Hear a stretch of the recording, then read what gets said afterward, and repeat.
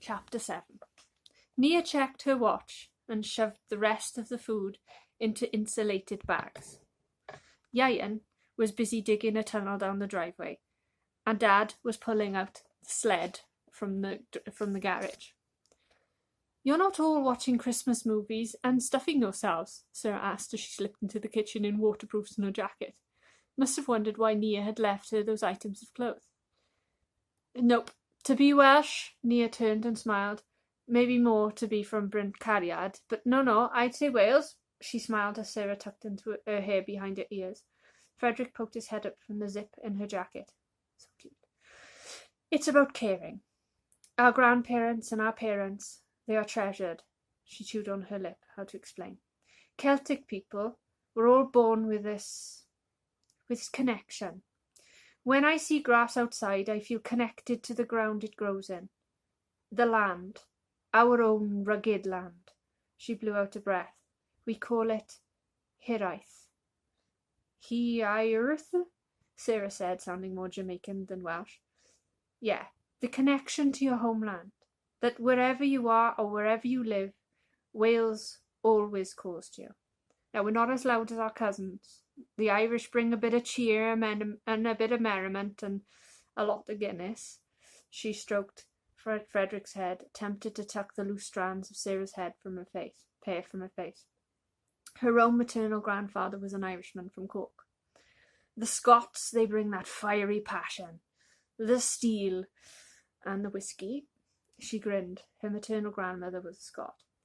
"The Welsh, we bring a deep-thinking soul, a calm, laid-back welcome, and poetry, hymns, and really daft rugby songs. And also whiskey and ale." Sarah sighed and trudged over, studying the bags. "Your dad wanted me to experience Welsh life. We went to watch a rugby match against England." She narrowed her eyes. "You're not overly welcoming to people in an English rugby talk." Nia grinned. "Until the match is over." She winked and hoisted up her bags.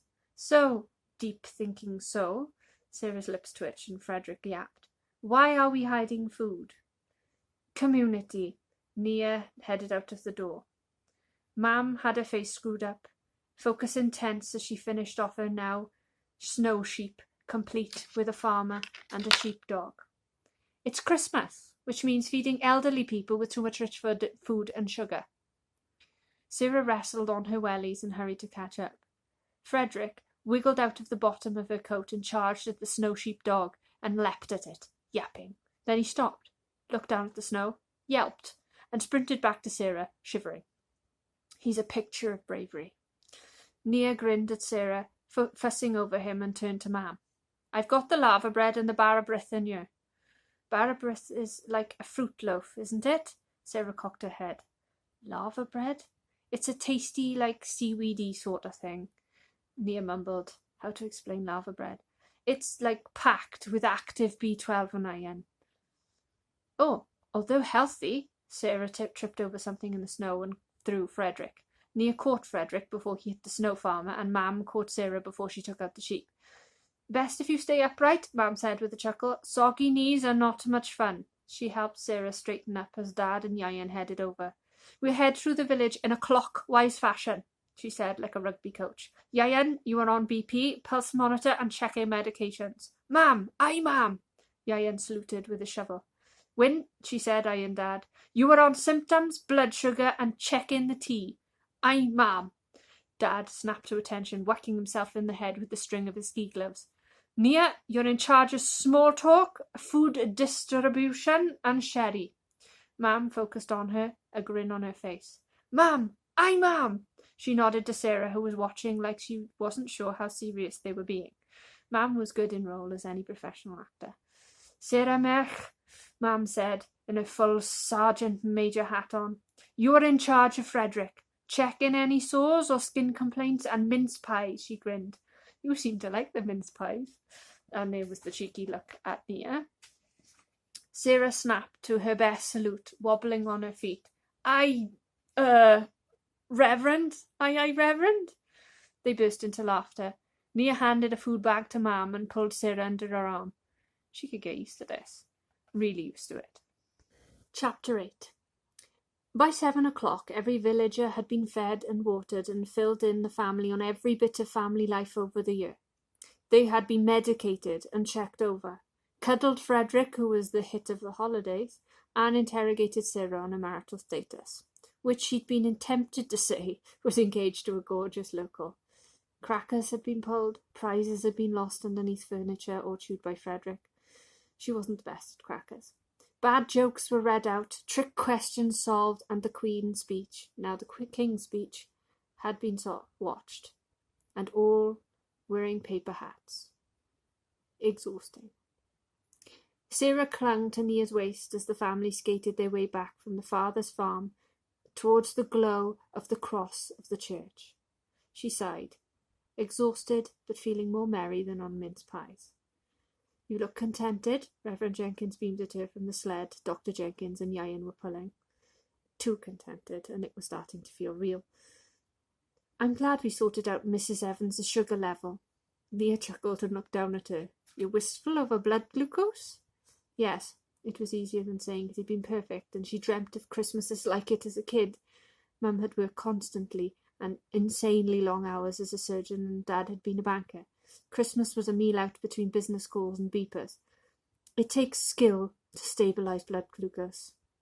Yayan chuckled. "I'd say it was more skill to remove her polyps from her colon myself, but I'll go with it." Dr. Jenkins and reached across and shoved Yayan off his stride. "You see someone 3 times, you cut them open and leave us to do all the hard work." Nia rolled her eyes. "Here we go."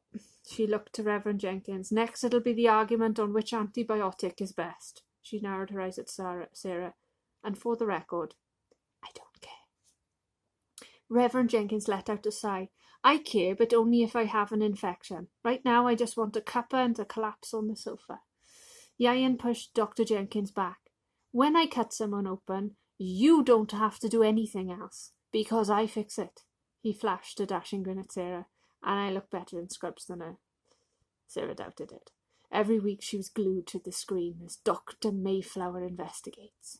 She didn't care about the crimes. In fact, she hated medical-based programs. But Nia Jenkins in scrubs. She sighed again. Nia chuckled. "There's your answer." Sarah cleared her throat and looked up, and the entire Jenkins family was grinning at her. "I may like the TV show." They all nodded. "And I told you all that when I was drunk." She cuddled Frederick, who was asleep in a jacket. They all nodded again. "You quoted lines," Yayan said with a shake of his head. "You know them better than she does." "I did." She really needed to lay off the mince pies. "Yeah," Nia said, leading her way into the garden. "I'll have to get you to run through them with me." Sarah stopped, skidded, and hit the snow farmer, who was so frozen he didn't even budge. "You will?" Yayan rolled his eyes. "And you whinge about us talking about medical stuff." He helped Reverend Jenkins off the sled. "Should you go on about acting?" Nia scooped up a fistful of snow and hurled it at him. Thwack! Right in the face. Yayan narrowed his eyes. "Oh, it's like that, is it?" He scooped up some snow and hurled it back. Thwack! It hit Nia in the face. Sarah ducked behind Reverend Jenkins as Dr. Jenkins scooped up 2 fistfuls and hit Nia and Yayan with a clean shot. Reverend Jenkins smiled and winked over her shoulder. "I hope you don't mind snow." "Another Christmas tradition?" Nia shouted, diving at Yayan and charging him into a pile of snow. "Pile on!" Sarah scurried into the kitchen with Frederick and peeked out of the window. This tradition, with her clumsiness, no, it was better she left this one out.